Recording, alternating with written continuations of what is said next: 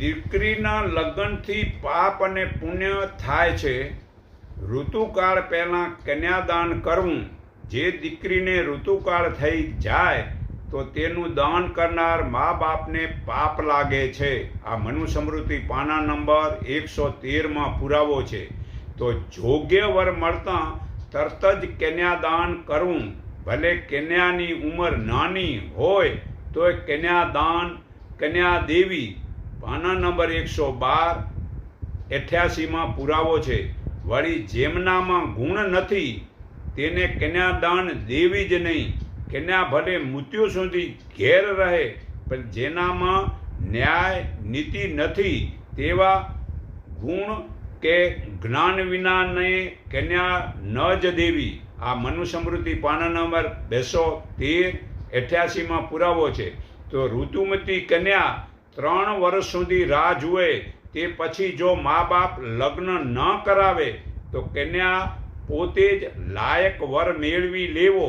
પાના નંબર 213-90માં પુરાવો છે. વળી કન્યાને તે પાપ નથી. સમય થવા છતાં કોઈને નહીં દેવાતી કન્યા જો પોતે જ પતિ મેળવી લે તે કન્યાને તેમજ તે જેને પરણે તેને પાપ કશું લાગતું નથી. મનુસ્મૃતિ પાના નંબર 213-91માં પુરાવો છે. પણ વળી જે ઈચ્છાવર કરનાર કન્યાએ કદી લેવું નહીં. એટલે શું? મા બાપ વડે જે કાંઈ દાગીના, ધન, વધારાના કપડાં, કોઈ પણ વધારાની ચીજ વગેરે લેવું નહીં. કારણ કે ઈચ્છાવર કરનાર કન્યાએ ન લેવું. કારણ કે એ વળી મતલબ કે ભૂલે પછી એને મતલબ કાંઈ મતલબ સમજ રહેતો જ નથી. તો આ મનુસ્મૃતિ પાના નંબર 213-92માં પુરાવો છે. તો ઋતુકાળ થઈ અને કન્યાને જે સ્વીકારે તેનું મૂલ્ય ન દેવું. કેમ કે ઋતુકાળ સુધી રોકવાથી મા બાપનો અધિકાર જતો રહે છે. આ પાના નંબર 213-93માં. તો પુરુષે કેટલી ઉંમરની કન્યા પરણવી? 30 વર્ષનો પુરુષ 12 વર્ષની કન્યા પરણી શકે છે. 24 વર્ષનો પુરુષ 8 વર્ષની કન્યા પરણી શકે છે.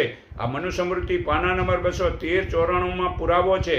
પરંતુ હાલમાં 20 વર્ષ થઈ જાય કન્યાના, છતાં મા બાપ કન્યાનું લગ્ન જ જરા વિચારતા નથી. ખરેખર 16 વર્ષની સુંદરી કહેવાય તે ઘરમાં રાખવાનો અધિકાર નથી આ મનુસ્મૃતિમાં. છતાં 20 વર્ષ પહેલાં લગ્ન ન કરે તે મા બાપને પાપ લાગે છે.